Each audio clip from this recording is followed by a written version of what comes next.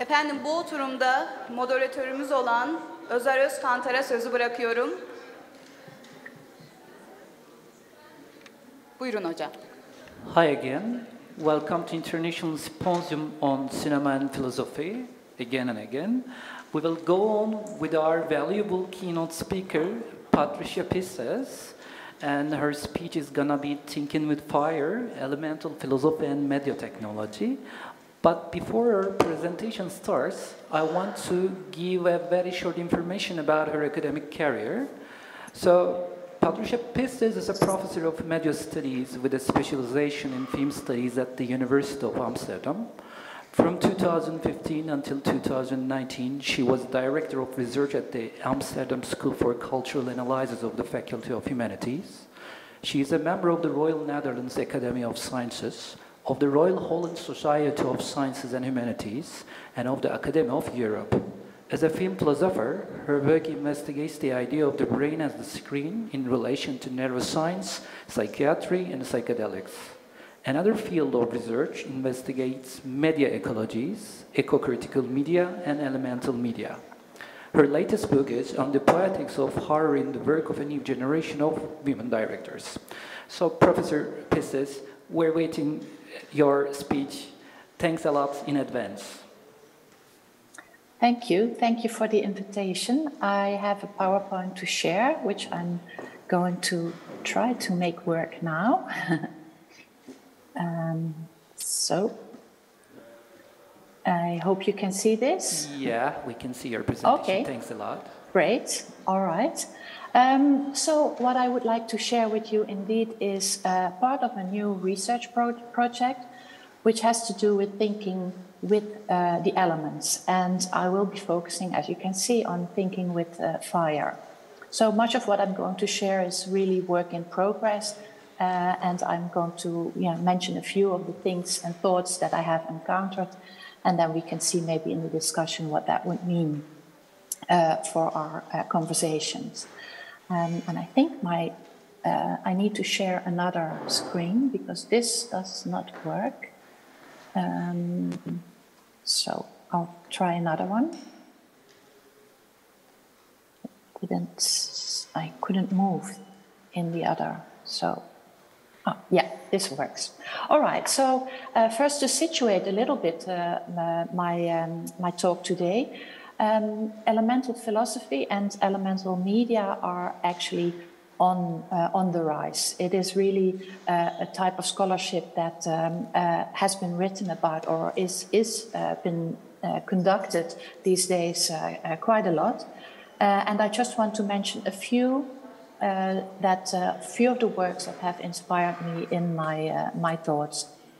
First of all, I should mention actually the work of John Durham Peters, The Marvelous Clouds, the second book here on screen, which is a book that was quite seminal for introducing elemental philosophy into media studies. And Durham Peters argues that the time is ripe for a philosophy of media, and the philosophy of media needs a philosophy of nature. So one way of understanding this philosophy of nature that is useful for media studies is to really look at industries, media industries, in the way they really depend on the natural resources.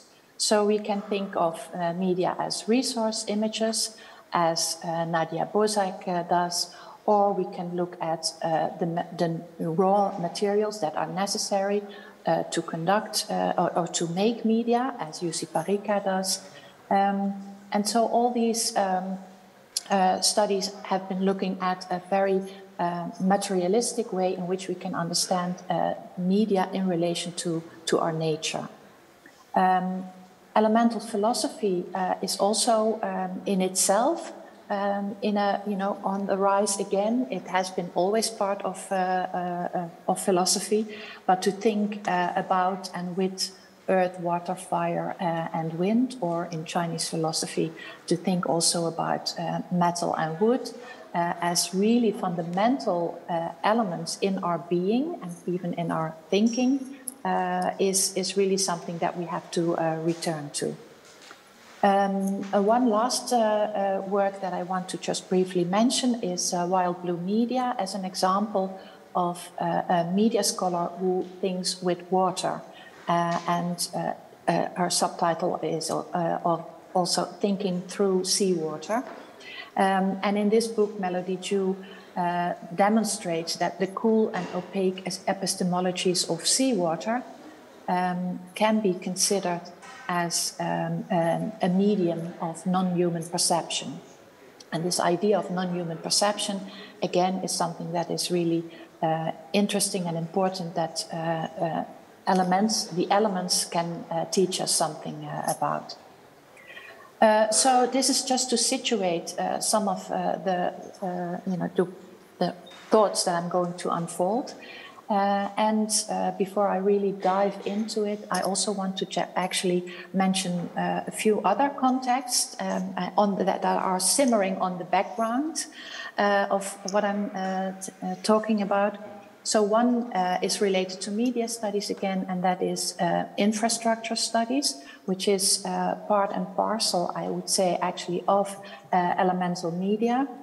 Infrastructure studies actually focuses on all the pathways and infrastructures that we need in order to get all our messages and media to work. Think of satellites or sea cables, etc. So that's really part of this elemental term. On a philosophical level, the whole new materialist paradigm that is by and large very much informed by Deleuze and Guattari is also part of this thinking with the elements. And we can just think here of the way in which, for Deleuze and Guattari, the human and the non-human actually have profound connections. Think of their concepts of becoming, how, becoming animal is a connection between a human and non-human. So this just to situate that as a background, new materialism. And a third really big field that is really also a foundation of what I'm talking about and want to develop further on is the attention for decolonialism. And this is, again, a much wider context and paradigm shift in which we try to think, unthink the dominance of Western paradigms. So I hope that in the course of my talk, these elements will resurface and you will, draw these parallels and these lines. Okay, so if we then just move to fire and think about fire, it might be good to just first start with some associations we all have with fire. If you just take half a second to think about what comes to mind when we think of fire, I can just mention a wild association, which in fact starts with the sun, fossilized energy which derives from the sun, electricity, the colors yellow, orange, red, heat.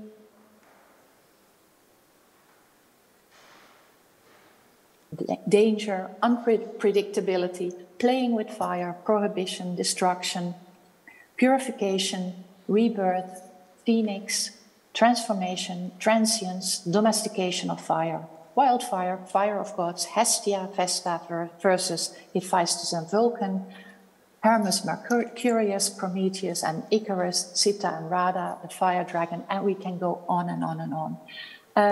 But what is very particular about this wild association, I'm going to bring some order hopefully in a minute, but what is very particular is that we can see that all this is a mixture of material and immaterial properties of fire.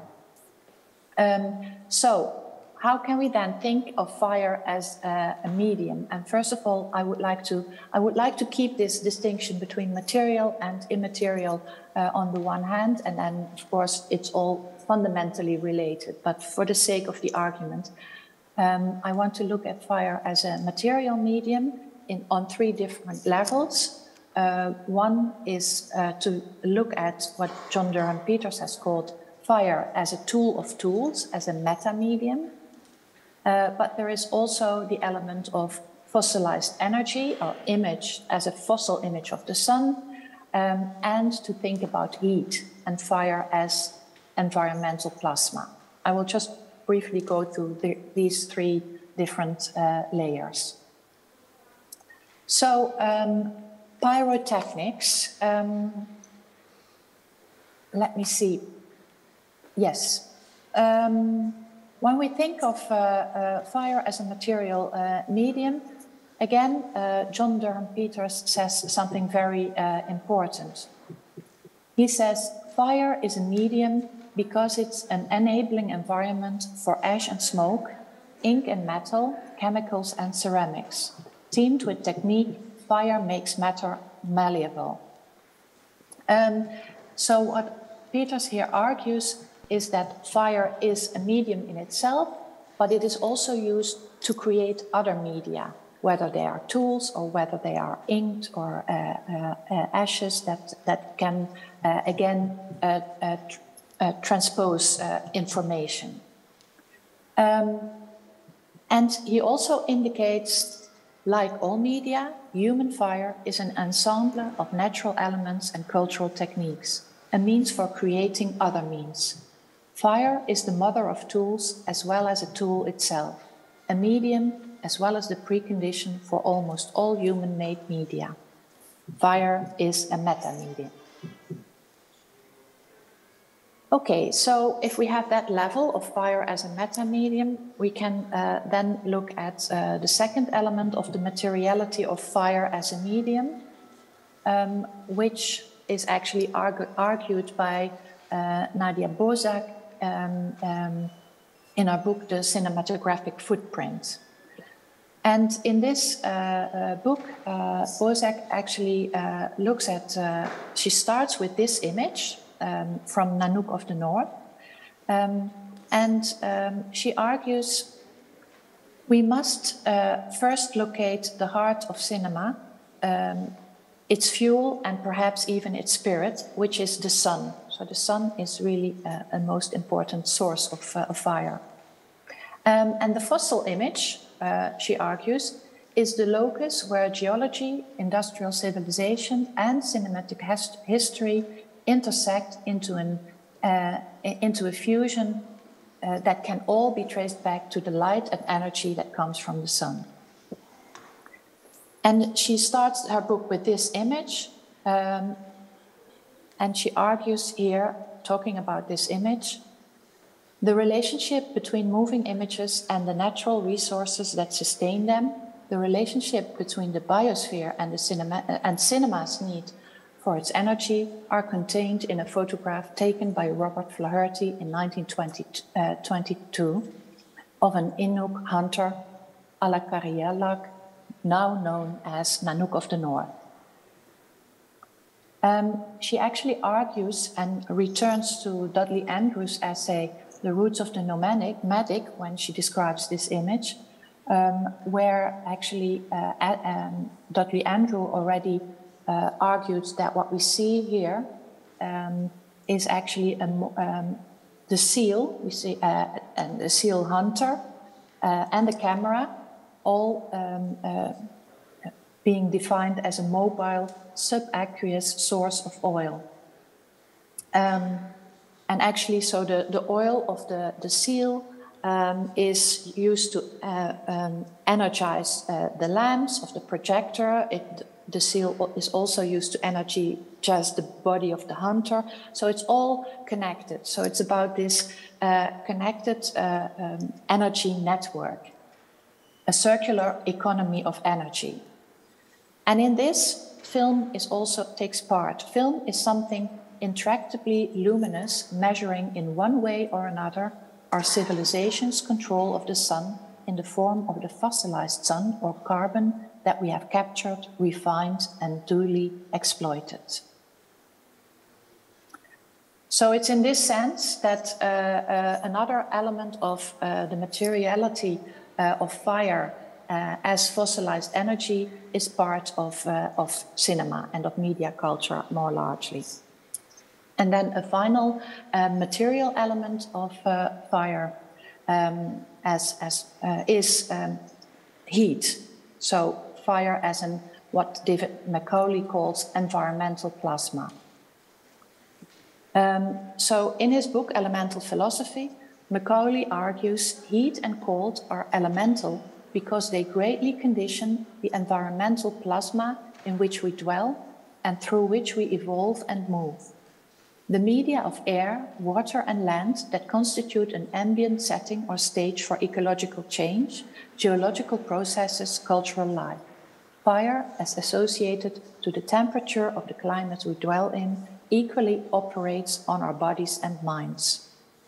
So we have here another kind of media as more something that enwraps us as an environmental plasma that mediates heat. And this idea of heat and as a medium is also taken up by Nicole Starozielski in her book Media, Hot and Cold. She actually first returns to McLuhan, but then really takes up a renewed interest in media as hot and cold, much more materially, as thermal. She argues the most powerful media organizations of the 21st century will be thermal. The circulation of images, sounds, videos, and text will depend on a massive regime of heating and cooling. Data and networks, like the people they connect, will be ever more fragile. Too hot or too cold, and the platforms will collapse. Digital infrastructures, data centers, network exchanges, and fiber optic cables will drain the planet's energy in order to create a stable thermal environment, not for people, but for information. So again, this was a quote that indicates that thinking about fire in terms of its thermal qualities will become or has become increasingly important. We can also think, of course, of infrared cameras, thermal heat cameras, on the one hand, but of course, the cold and the cooling and the heating that we need in order to have our machines operate are also of an increasing importance. I cannot do justice to all the works that I'm citing here. I just want to really actually point out that these are important thoughts and conceptual ideas that are already addressing fire as an elemental media in these different material senses. So all these works actually relate to the media in respect to both nature and social networks, and actually also thought networks. So in that sense, I also already mentioned Deleuze and Guattari, but also the three ecologies of Deleuze and Guattari of material, social, political, and mental ecologies through which all these elemental fiery media operate are important to keep in mind. Okay, so these are the three material ways in which fire is a medium, quite literally, as in all its properties of heating and cooling down, etc. But of course, I also, and we already saw in the in the overview of the associations, there is a lot that we connect mentally and symbolically and mythically to fire. So there is an entire poetics of fire, which is always actually already related to the material properties. And Anne Harris, for instance, therefore prefers to speak not about metaphors, but metaphors of fire, where there is always this tight connection between the fire itself and what we associate it with. A very important thinker in the thinking about the poetics and immaterial qualities of fire as a medium is actually Gaston Bachelard. And in his book, The Psychoanalysis of Fire, Bachelard talks about the qualities, symbolisms, and imaginations of fire. And he really actually refers to the mind staring at a campfire, which is drifting off. He calls this the untutored mind. And in this sense, his psychoanalysis, the psychoanalysis that he is proposing, is very different from Freud. Freudian psychoanalysis is about dreams, and the unconscious, what comes when we are not consciously thinking. And of course, there is a lot of fire in our dreams as well. But Bachelard is shifting the focus a little bit to staring at the campfire.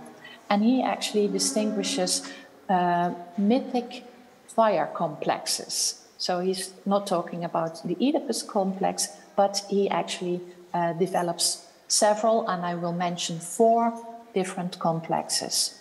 One of them, the first one that he distinguishes, is the Empedocles complex.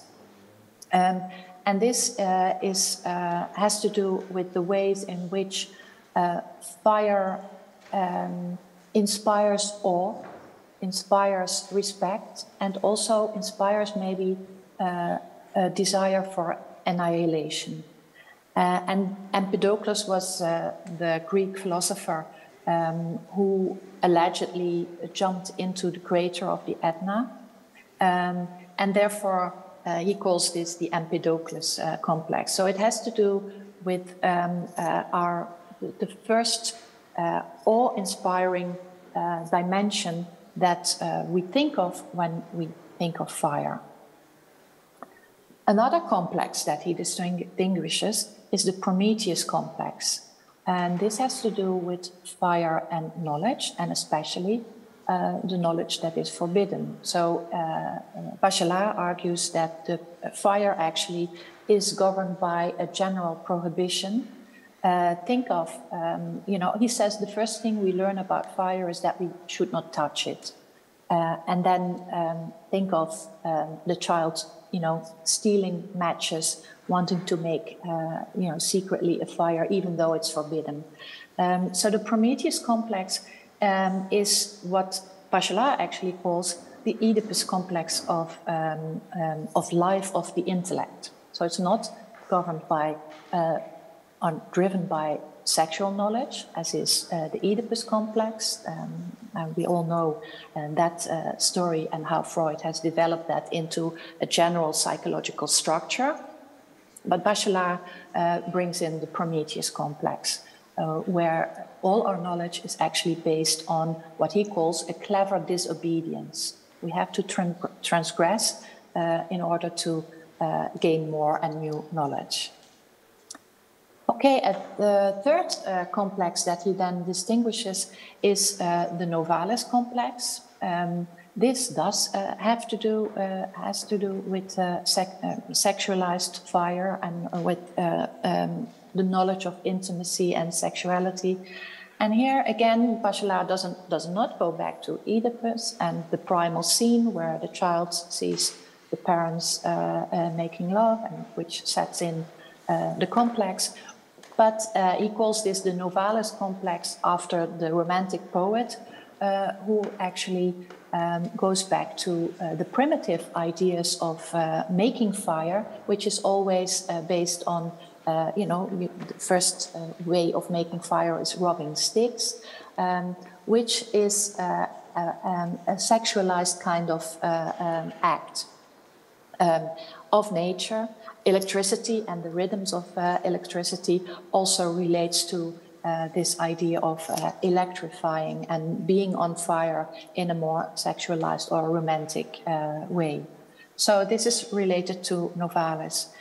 And then the last complex and the last, poetry or imagination that we associate with fire is what Bachelard actually calls the purifying powers of fire, and I propose to call this the Sita complex after the Hindu goddess Sita, who is the goddess of fire and the goddess of purification.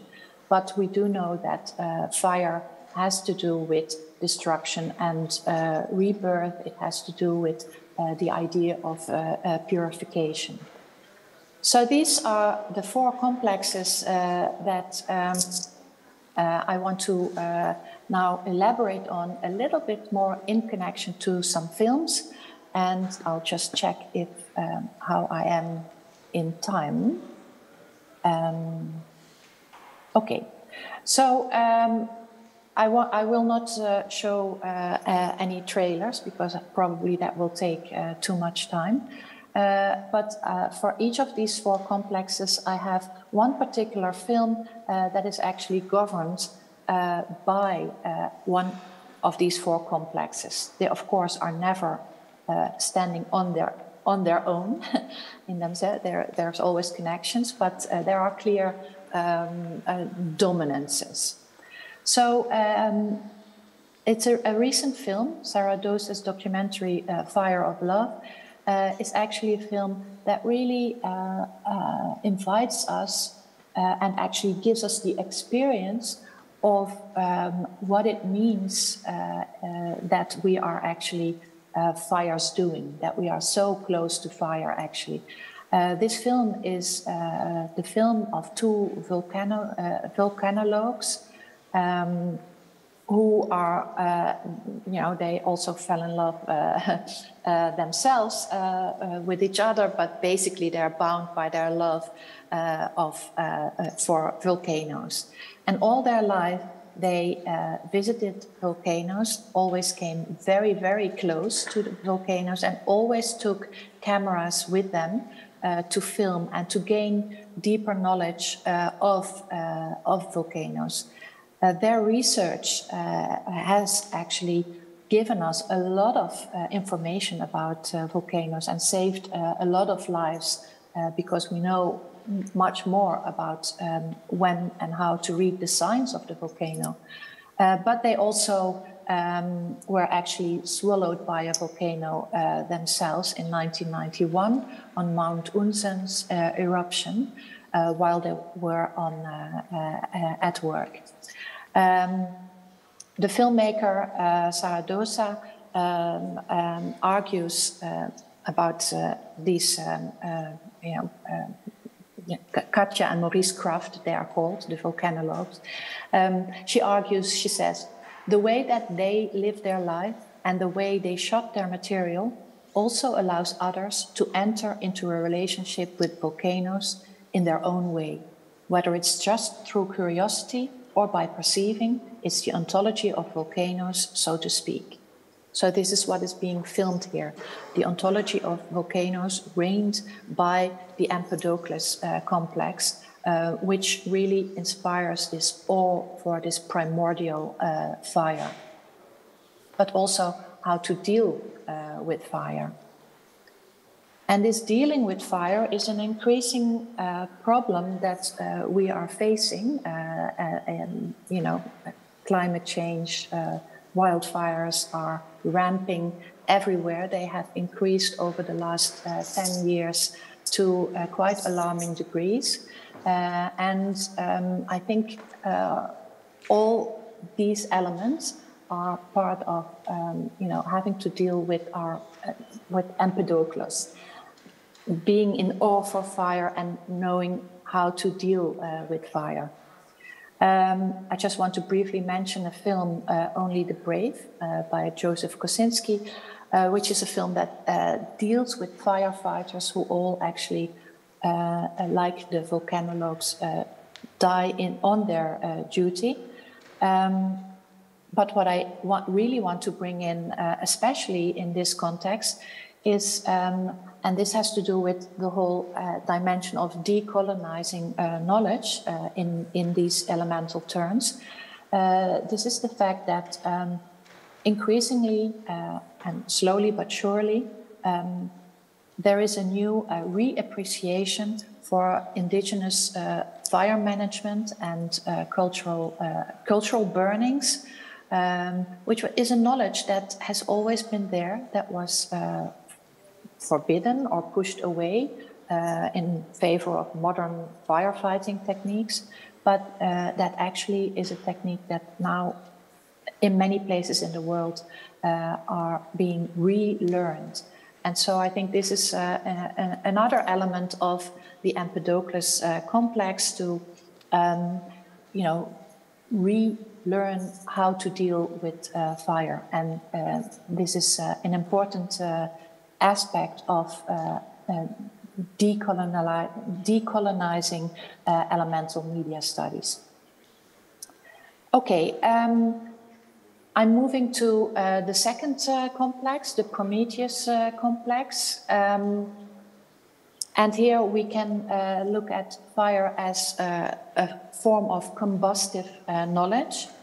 The series that I want to mention here is Archive 81, a Netflix series, which is a series that turns around an archivist who is called in for a secret mission to restore tapes that have been burned in a building.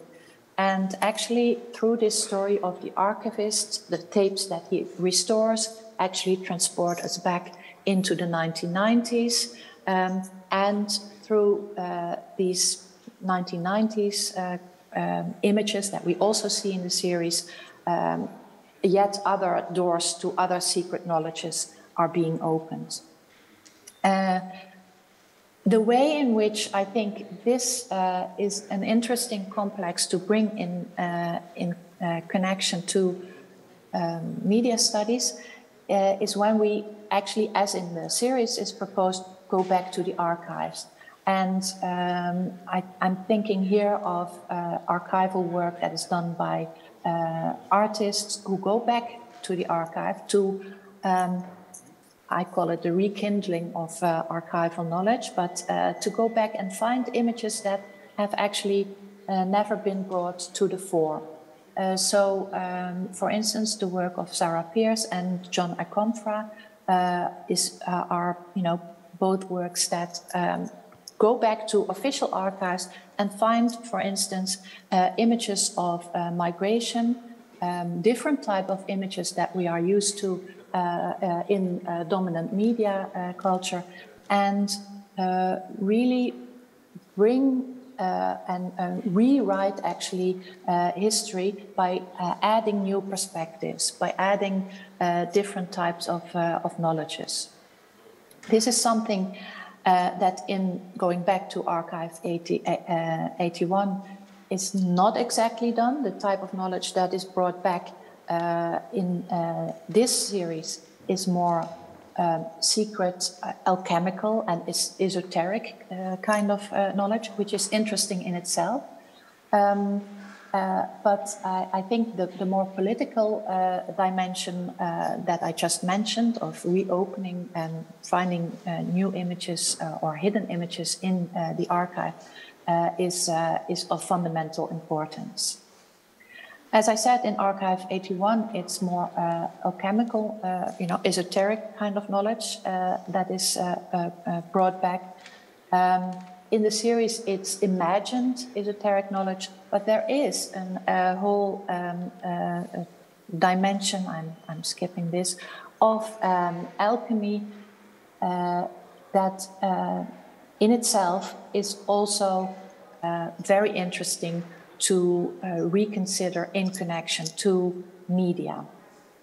And here I briefly want to refer to the work of Eric Davis, who in his book Technosis actually really talks about alchemical fire and talks about the magic and hidden knowledge that is actually part of what he calls technology's unconscious. So it seems very often that technology is purely scientific, etc., but there is a whole almost magical, ghostly, secret dimension of technology that yet again is calling for more attention. And Davis actually talks about, for instance, electricity, and we saw how that is actually an elemental media coming from the sun, and how electricity was actually part or the beginning of modern media technology. And he argues the transformation of electrical current, ethereal fire, into a communication medium represents perhaps its most remarkable transmutation from energy into information.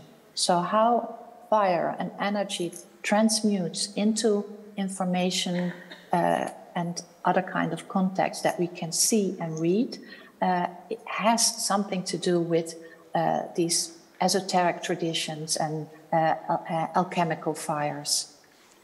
This was certainly the case in the 19th century, when there was more mystery surrounded around the introduction of all our media technologies, but it is still around actually. And here I'm actually referring to a more recent book, Stealing Fire by Stephen Kotler and Jamie Wheel, where they talk actually about Silicon Valley and all kind of high-tech innovating startups and companies who in one way or another again are modern Prometheans who steal somehow new knowledge to bring to the world. They also refer to, for instance, Burning Man, Silicon Valley's, let's say, elemental, alchemical unconscious. Burning Man as a place where a lot of the CEOs of Silicon Valley and other tech companies propose very often their first ideas, such as Elon Musk proposing the Tesla there for the first time.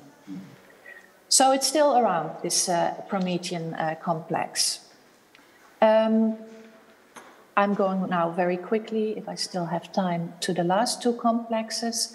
The Novalis complex, I think, is very much embodied in another very interesting film, Emma, Pablo Larraín's 2019 film, which is actually, it deals with the main character who is actually a pyromaniac and a dancer, and somebody full of life who also actually wants to create a different type of life, non-normative life.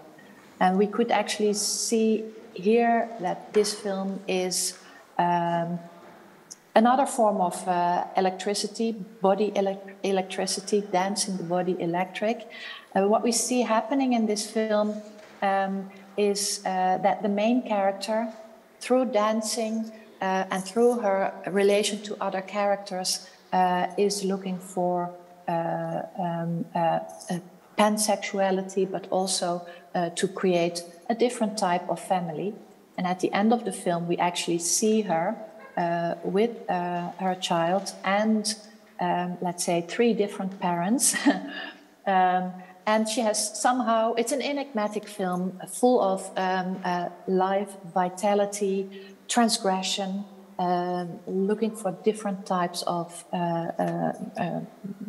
organizing life, all mediated by fire. She is regularly lighting fire within the city. And at the end of the film, we see her, as you can see here in one of the images, looking directly at the camera. But right after that, we also see her filling up another tank fuel.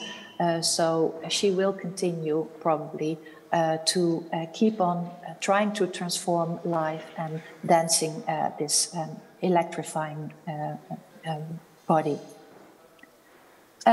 So the last film that I want to mention is Meta Deepa's film called Fire, and this is part of her trilogy. The other 2 films are about water, or are called Water and Earth. But this film is about 2 women, Radha and Sita, who actually find each other in the same household. They are married to brothers, but both their husbands are actually, called, they are both lonely and locked up in their marriage, and they found comfort with each other.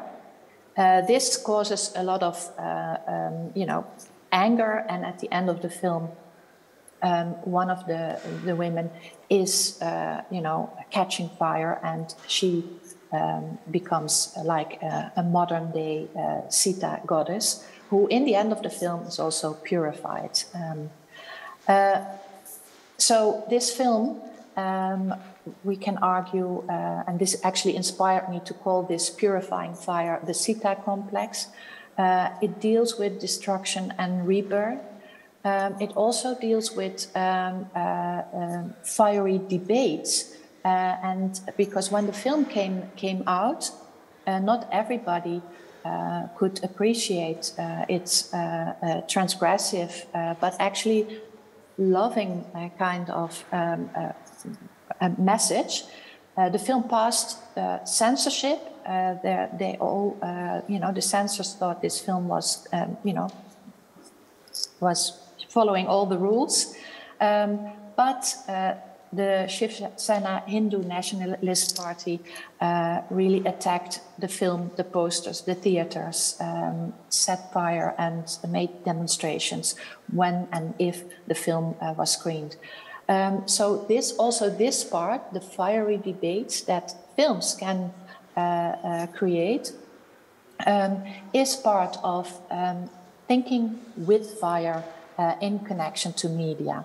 And this is the last element of what I want to bring to the fore. And here I refer to Wei Hong Bao's beautiful book called Fiery Cinema. And Bao really takes up, and she starts her book with a controversy around a film screening in Shanghai in the early 1910s. So the way in which certain films can provoke fire also with the audience is again, an element of fire as a medium. Bao argues in her book, fire is an unstable medium, straddling a material, an image, and a technology with tremendous effective power, animating, metamorphosing, and corroding. It moves across space and time as an agent of simultaneous assimilation and perpetual differentiation. The competition between cinema and fire hence suggests a more fundamental reconception of the medium.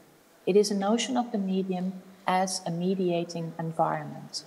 So what we see here also is that fire, when we bring it in connection to cinema and to the media, is that it also opens up the medium as a mediating environment. And in this case, the mediation between what's on screen and what is happening to the spectators.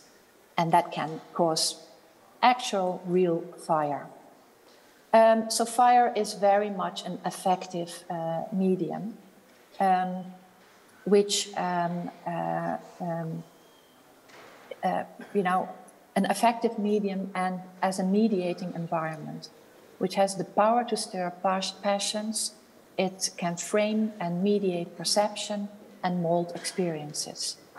So all that I have been talking about in a nutshell and in big steps and leaps shows that fire mediations present different kinds of combustive knowledge in which the element of fire, both as a material phenomenon of nature and engine for modern life, as well as an immaterial reverie of forbidden knowledge, sexuality, of death and rebirth, are worthwhile exploring further in light of the deeper elemental questions that wait to be rekindled in the different ecologies of flames that surround us and mediate us today.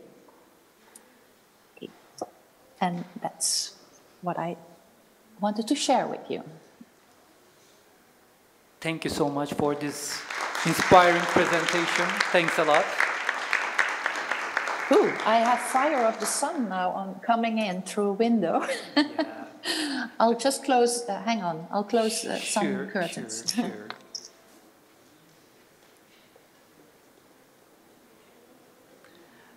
So, would you mind if we ask some questions about your speech and about your academical works? Okay.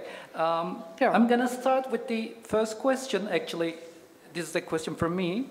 Normally, we can say that lots of people evaluate fire as a danger or a risk or maybe a hazard, or we sometimes relate it with the hell, or maybe we see it as a source of punishment, you know.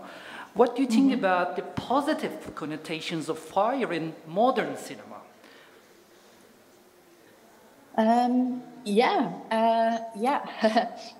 Fire certainly is dangerous, but it's also necessary, right? So, but it's true. I didn't focus a lot in my talk about, let's say, the hell. I got this question before. Somehow, it was not on my mind, but certainly it's part of what we associate with fire.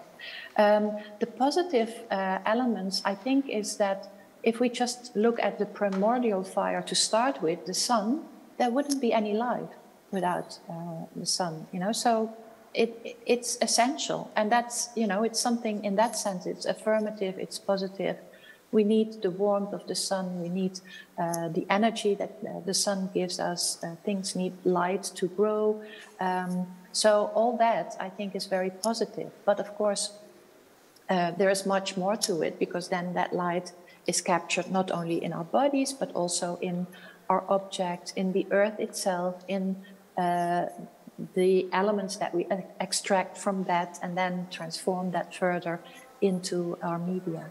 So for me, it's very positive. But you're totally right that it's dangerous too. I had no time to show the first the clip about fire of love, but then you feel the danger when you look at the work of these volcanologues who come so close, and you just know, you know, it's a non-human force. And that's another element, I think, why it's important today that we have this elemental term today, because the non-human elements, whether it's climate or all kind of, you know, other non-human forces, they become more prominent again. We thought for a long time that we could control everything, but for sure that's not the case. So I think feeling that danger is also a warning and something to be more modest as we humans, you know, we're part of all these forces and not on top of them. At least not always. Thanks a lot for this great answer. We have another question. It's a little bit long, so I'm trying to read it as slowly as possible. Okay. Actually, it says it's not exactly related to the topics you have covered today, but getting your opinions on this issue is really crucial for us. You have included the relationship between cinema and the brain on a philosophical level with the concept of narrow images. At the point of reach today, in the light of the information we have acquired regarding the brain, especially the approach of the plastic structure of the brain, mirror neurons and embodied mind come to the fore. So in this context, when it comes to the movie audience, what kind of methodology can researchers who want to examine their movie experience follow in the light of philosophy and neuroscience, but without any reduction? This is the crucial point here, I think. What do you recommend? This is the final question about this, Yeah. Okay. That's an important and interesting question. I was not really addressing that today, indeed, but I, of course, continue to be really interested in the brain and certainly propose not to look at this in a reductionist manner. I think there are several answers to this. One is interdisciplinarity. Interdisciplinary research is can be a solution. It's difficult precisely because hard sciences very often need to be reductionist in order to be able to do an experiment. Because if you make an experiment, you need to really be able to compare things and to be able to calculate. If you're not reductionist, that doesn't work. But if you can combine that kind of work with a more philosophical approach, look at what would be the implications, what does it mean on a more phenomenological level, that could work, I think. So interdisciplinary research is one answer. On the other hand, it is also not all neuroscientists are purely reductionist. There is an entire strand within neuroscience that also actually acknowledges the embodied nature of our brain. So embodied neuroscience is, it is more and more recognized. But still, then, if you want to do an experiment, you somehow need to reduce. So you would always need, some, interdisciplinary reflection or connection.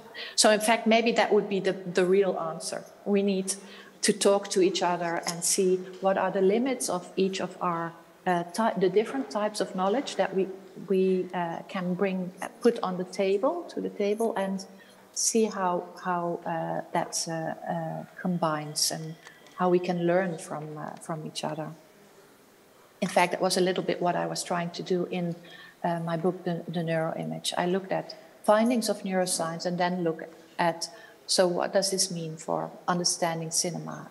What does cinema or philosophy bring maybe also back to neuroscience?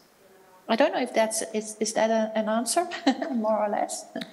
I think it's a very satisfying answer. Thanks a lot. Is there another question from our audiences? It seems not. Thanks a lot for your participation. I think it's a great experience for us to sharing your ideas and listening to you. Thanks a lot again and again for the Cinephilosophy journal. Thank you so much. Okay, you're welcome. Bye-bye.